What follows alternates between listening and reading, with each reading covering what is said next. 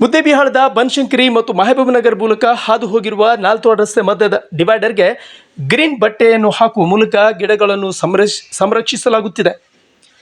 ಇತ್ತೀಚೆಗೆ ಮುದ್ದೇಬಿಹಾಳದಲ್ಲಿ ಕಾಂಗ್ರೆಸ್ ಹಮ್ಮಿಕೊಂಡಿದ್ದ ಬೃಹತ್ ಸಮಾವೇಶಕ್ಕೆ ಸಿದ್ದರಾಮಯ್ಯ ಅವರು ಆಗಮಿಸಿ ಹಲವು ಅಭಿವೃದ್ಧಿ ಕಾಮಗಾರಿಗಳಿಗೆ ಚಾಲನೆ ನೀಡಿದ್ದರು.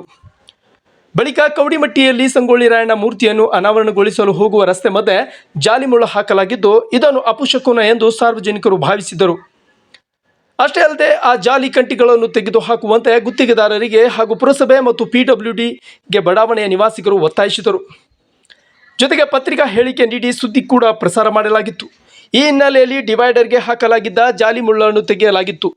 ಇನ್ನು ಗ್ರಿಲ್ ಹಾಕುವವರೆಗೆ ಗ್ರೀನ್ ಬಟ್ಟೆಯನ್ನು ಹಾಕಿ ಗಿಡಗಳನ್ನು ಸಂರಕ್ಷಿಸಬಹುದು ಎಂದು ಸಾರ್ವಜನಿಕರು ಅಭಿಪ್ರಾಯ ವ್ಯಕ್ತಪಡಿಸಿದರು. ಈ ಹಿನ್ನೆಲೆಯಲ್ಲಿ ಡಿವೈಡರ್ಗೆ ಗ್ರೀನ್ ಬಟ್ಟೆ ಅಳವಡಿಸುತ್ತಿದ್ದು, ಬಡಾವಣೆಯ ನಿವಾಸಿಗರು ಸಂತೋಷ ವ್ಯಕ್ತಪಡಿಸುತ್ತಿದ್ದಾರೆ.